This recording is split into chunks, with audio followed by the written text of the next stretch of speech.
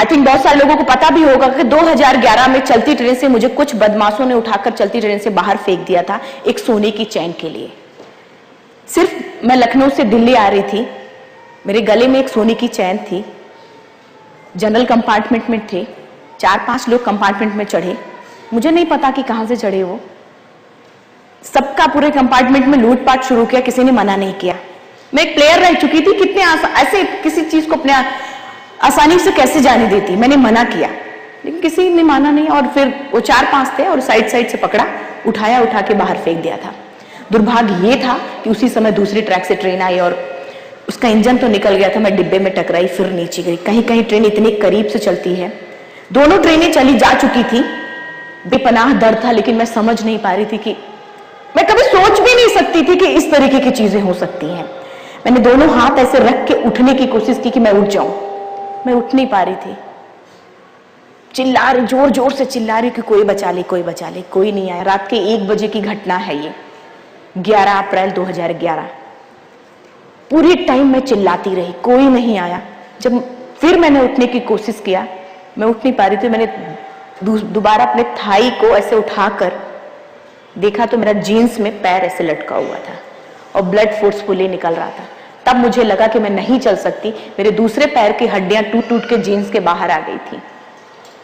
परिस्थिति वो थी कि जब मैंने अपनी आंखों के सामने ये सारी चीजें देखी तो दिमाग एकदम काम करना, ब्रेन कॉन्शियस मेरा काम कर रहा था, लेकिन उस समय वो सारी चीजें देख के मेरा दिमाग काम करना एकदम बंद कर चुका था।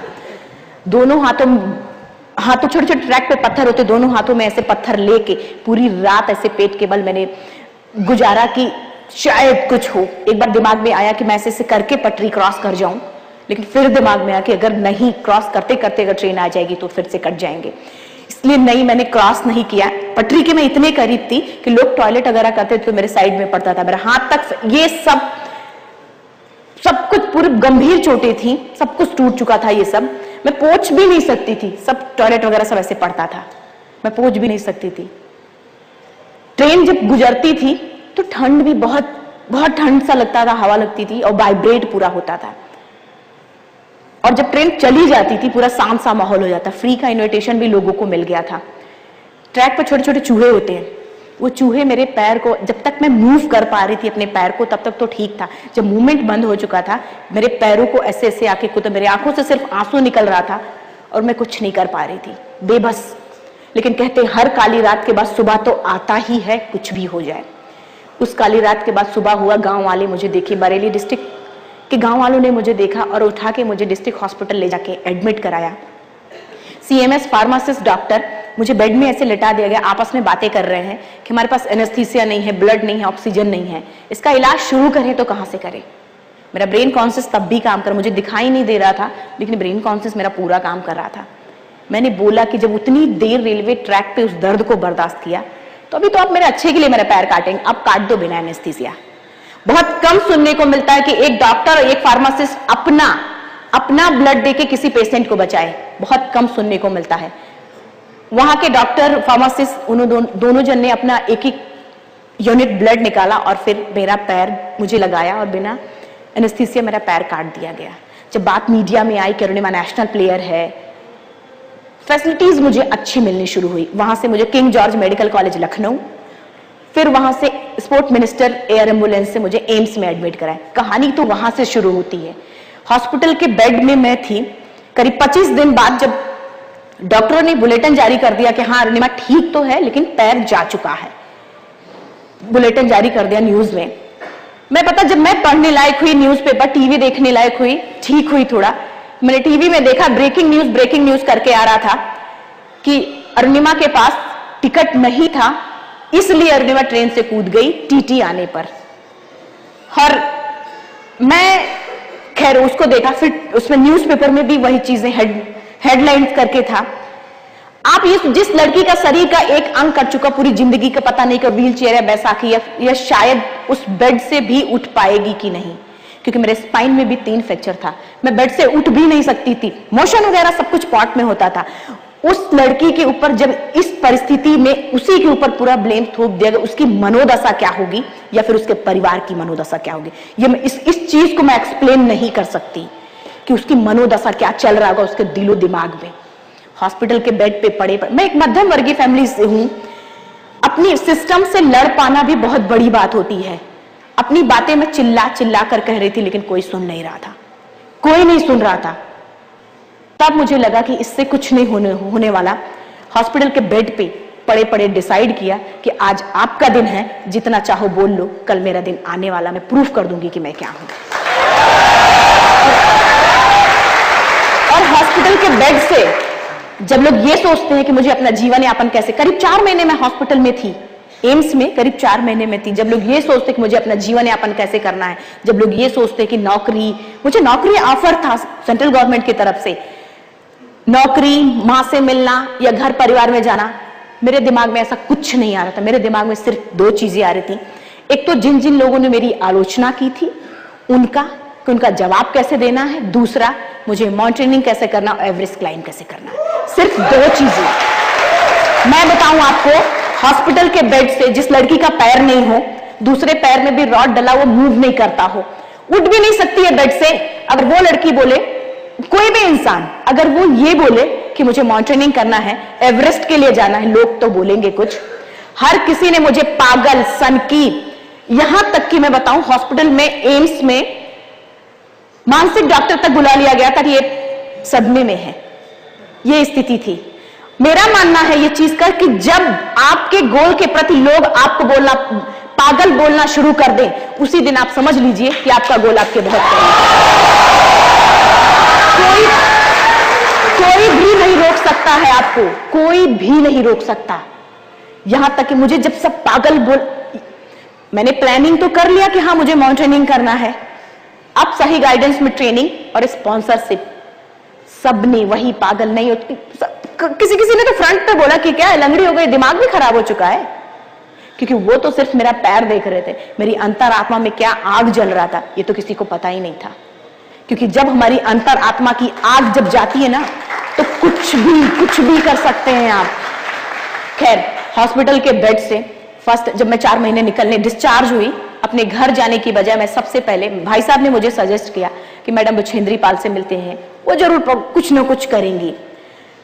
फर्स्ट टाइम मैं बताऊं आपको, मेरे पास रिजर्वेशन भी नहीं था कि मैं फ्लाइट से या फिर रिजर्वेशन करा के अपना मैं चली गई होती बुक करा के आराम से। पहली बार हैंडीकैप कंपार्टमेंट में मैं सीट में ऐसे मुंह छुपा के रोई थी कि आज ये दिन आ गया कि मुझे हैंडीकैप कंपार्टमेंट में बैठना पड़ रहा है। पूरे मुझे जमशेदपुर जाना था, लेकिन फिर भी मैं ट्रेन में बैठी और पूरी रात रोए। सुबह जमशेदपुर पहुंचे।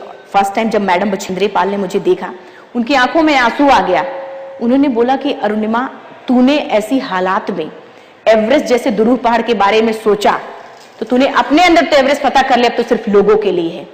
मतलब मेरे परिवार को छोड़कर बाहर की कोई एक शख्स था जिन्होंने मुझ पर यकीन किया था, किसी को यकीन ही नहीं होता था, कोई मानने को तैयार नहीं था।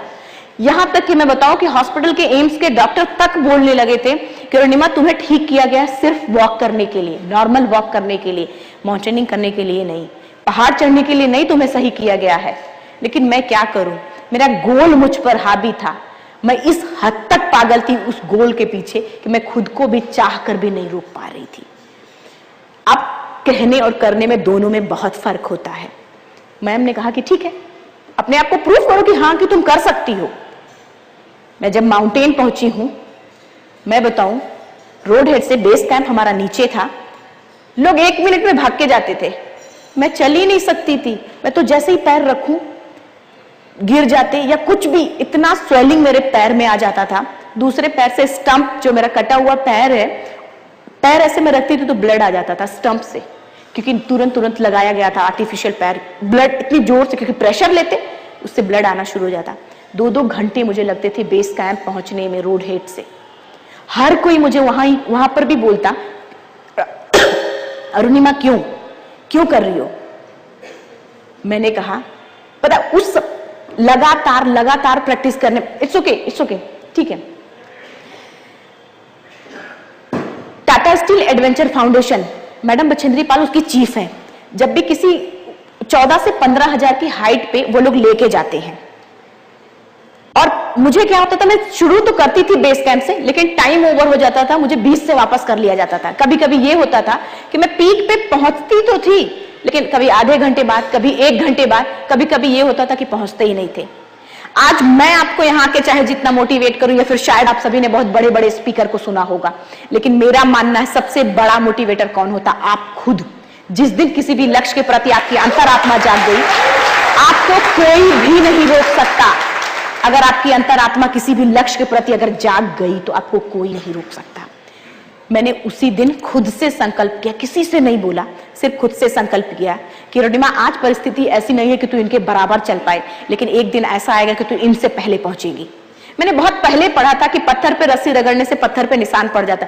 तब मैं छोटी थी तो मुझे समझ में नहीं आता था, लेकिन जब वो चीजें मुझ पर खुद बीतना शुरू हुआ, वो चीजें मुझ पर आनी शुरू हो गई, तब मुझे समझ में आने लगा कि हाँ ऐसे होता है। मैं बताऊं, बेस कैंप से हम प्रोस्थेटिक लेग उनके सामने ही पहन के फटाफट निकल के मैं भागती,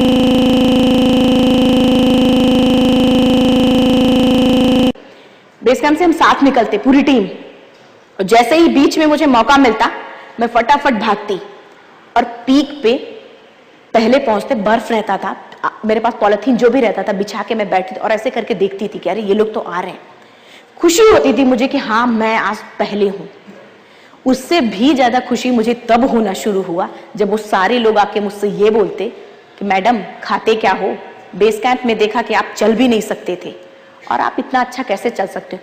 मैंने उनसे बोला कि जो मेरा गोल है वो मेरा पैशन है, मेरी जिंदगी है, मेरी जिद है, मेरी जरूरत है।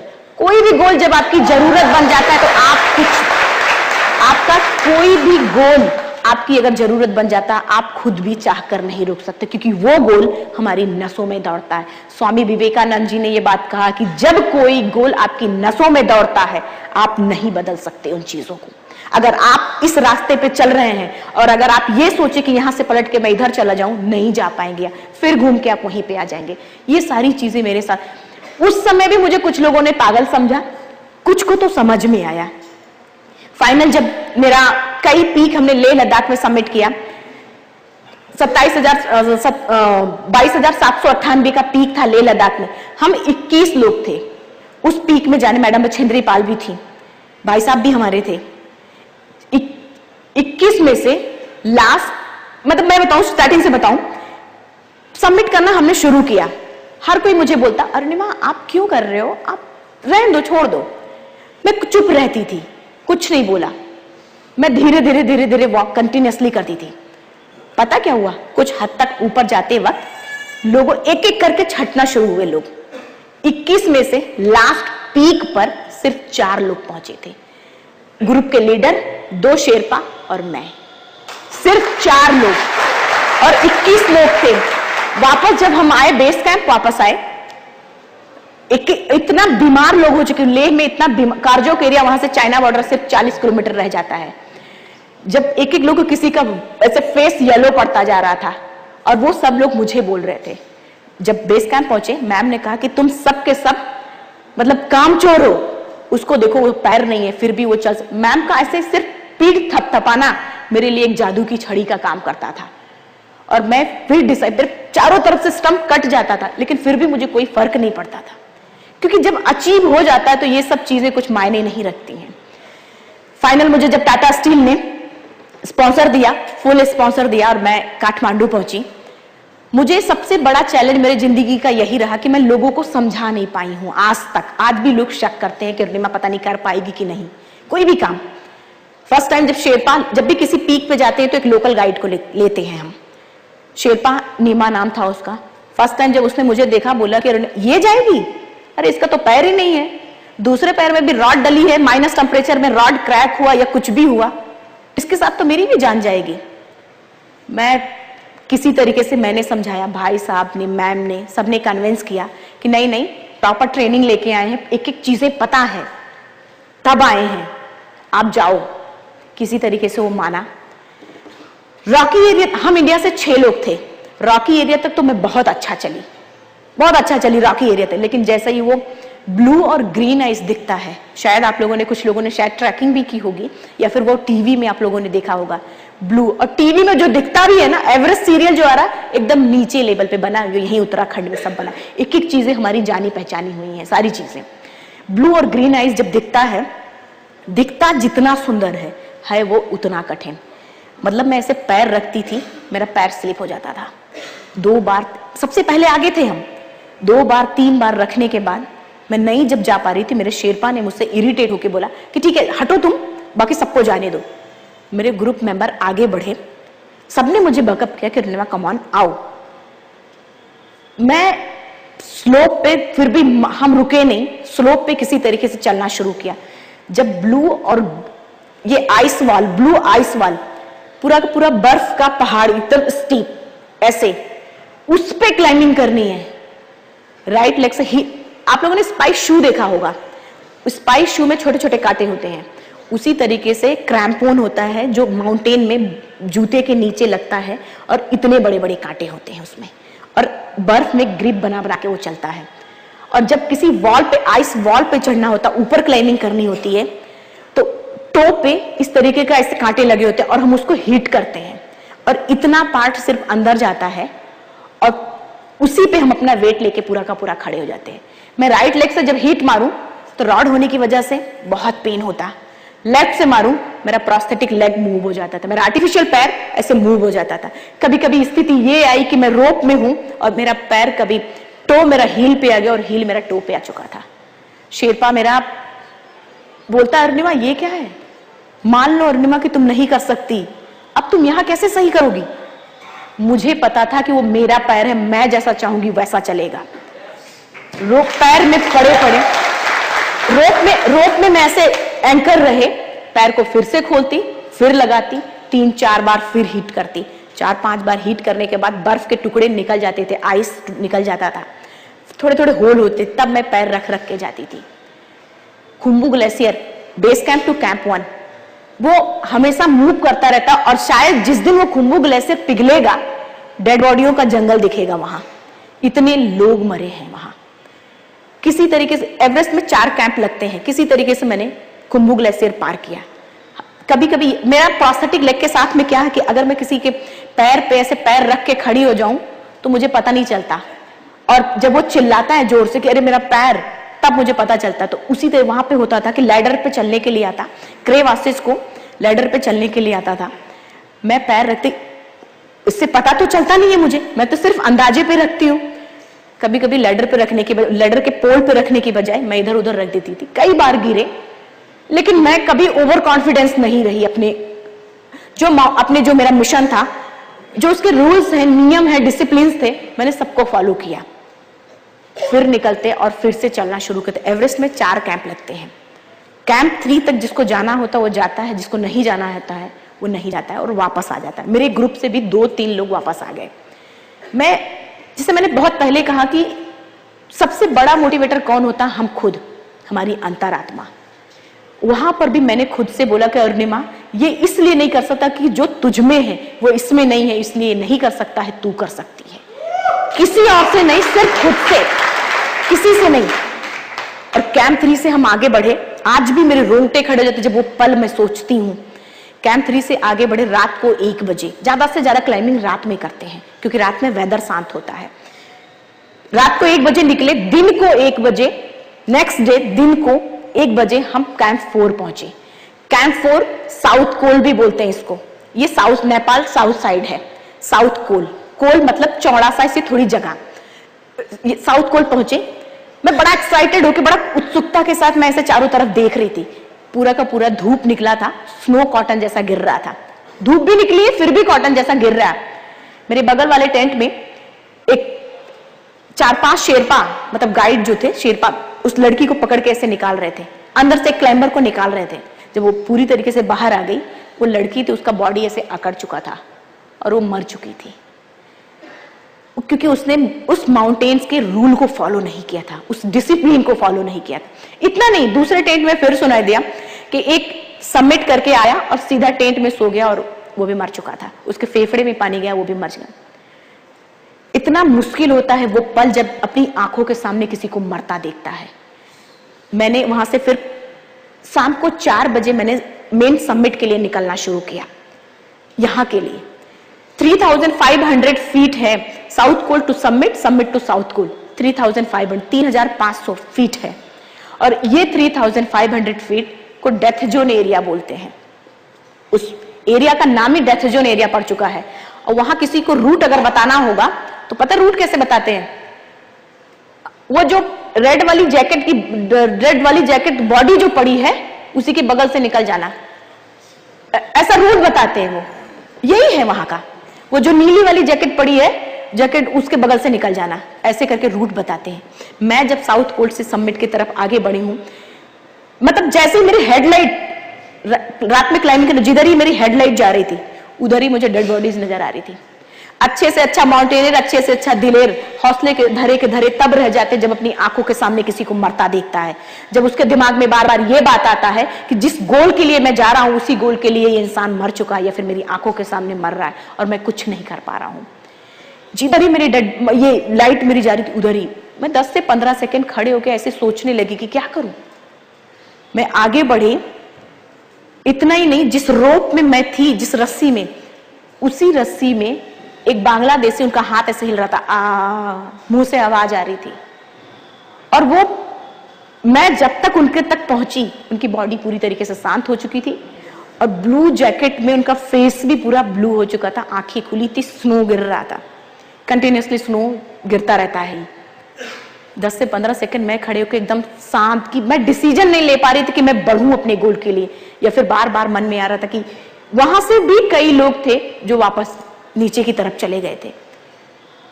मैं समझ नहीं पाई। 10 से 15 सेकंड खड़े होकर मैंने सिर्फ इतना बोला कि अगर इन सब में से सभी ने एवरेस्ट सबमिट कर लिया तब तो ठीक है, अगर नहीं सबमिट किया है मैं सबके लिए एवरेस्ट सबमिट करूंगी और जिंदा वापस जाऊंगी। क्योंकि जैसा हम सोचते हैं हमारी बॉडी भी, हम जैसा सोचते हैं हमारी बॉडी भी उसी तरीके से जनरेट करना शुरू करती है। जैसा चाहे आपके पास सिम्टम्स दिखना शुरू हो जाएंगे। अगर आप पॉजिटिव सोचते हैं, अगर किसी भी गोल को लेके अगर आप सोचते हैं कि मैं इसको इस कारण कर पाऊंगा, ये रीजन है इसलिए कर पाऊंगा, आपको सिम्टम्स दिखने शुरू हो जाएंगे। और अगर आप निगेटिव में जाते हैं और अगर आप सोच लें कि नहीं मैं नहीं कर सकता, आपको वो सिम्टम्स भी दिखने लग जाएंगे कि आप क्यों नहीं कर सकते। ये सिर्फ आपके ऊपर है कि आप किस तरीके से खुद उस गोल को लेते हैं और किस तरीके से पाना चाहते हैं, सिर्फ इंसान के ऊपर होता है। वो सब कुछ मैंने रियलाइज किया, सब कुछ एक एक चीजें मेरे ऊपर बीती हैं। वहां से फाइनल मेरे आगे वो डेड बॉडी पड़ी है और सेफ्टी कैराबिनर अपना खोला और आगे लगाया। डेड बॉडी को लांग के, इतना मुश्किल होता है कि वो पल जब किसी डेड बॉडी को लांग के जाना पड़ता है, मन कितना, ये मन में आता है हम क्या कर रहे हैं, ये दिमाग में क्यों कर रहे हैं, ये सब बातें दिमाग में आना शुरू हो जाती हैं। डेड बॉडी को लांगे और लांग के आगे बढ़े। साउथ समिट हिलेरी स्टेप के बारे में आई थिंक आप सभी जानते होंगे। मैं जब हिलेरी स्टेप पे पहुंची, मेरे शेरपा ने कहा कि अरुणिमा वापस चलो, हिलेरी स्टेप के बाद एवरेस्ट समिट है, हिलेरी स्टेप के बाद जस्ट एवरेस्ट समिट है और दिखने लगता है, वो पीक दिखने लगता है। और वो मुझे बोल रहा वापस चलो। हम अपने गोल के इतने करीब हों और कोई हमसे ये बोले कि वापस चलो, कैसा लगता है? मतलब ये लगता है कि सबसे बड़ा दुश्मन तो यही है मेरा, ये दिमाग में आने लगता है। मैंने बोला क्यों? बोला अरुणिमा जिंदगी रही दोबारा ट्राई करना। मैंने आखिर क्यों? अरुणिमा तुम्हारा ऑक्सीजन खत्म हो रहा है, वापस चलो। एक बार तो मैं भी शॉक रह गई कि क्या बोल रहा है ये। मैं चुपचाप कुछ देर तो मैं खड़ी रही, खड़ी क्या, बॉडी मूवमेंट करते ही रहना है, आप कहीं भी आप खड़े नहीं, बॉडी मूवमेंट करते, फिर भी मैं सोच रही हूँ कि क्या कह रहा है। मैं उसको कन्विंस करूं कि नहीं कुछ नहीं होने वाला है। बोला अरुणिमा मेरे पास एक्सपीरियंस है, मैंने लोगों को 200-200 मीटर से वापस होते हुए देखा है, तुम तो पहली बार आ रही हो। मैं उसको कन्विंस कर रही थी। हम फेस भी एक दूसरे का नहीं देख सकते थे क्योंकि बर्फ इतनी तेजी से गिर रही थी, हम देख भी नहीं सकते थे, फेस पूरा ढका हुआ था। वो मुझे कन्विंस कर रहा था, हम उसको कन्विंस कर रहा था। मेरी माँ ने और मैडम बछेंद्री पाल ने मुझे एक चीज बताई थी कि अरुणिमा कभी पल जिंदगी में ऐसे आते हैं कि जब आपके आसपास कोई और नहीं होता है फैसला लेने वाला, आप जहां पर भी हो वहां पर खड़े होकर हल्का सा पीछे मुड़कर देखें और ये सोचें कि एक एक कदम चलकर आप यहां तक पहुंचे हैं और अपना सिर्फ एक कदम आगे बढ़ाना, देखना कुछ देर बाद तुम अपने टॉप पर होगी, अपने लक्ष्य पर होगी। और हाई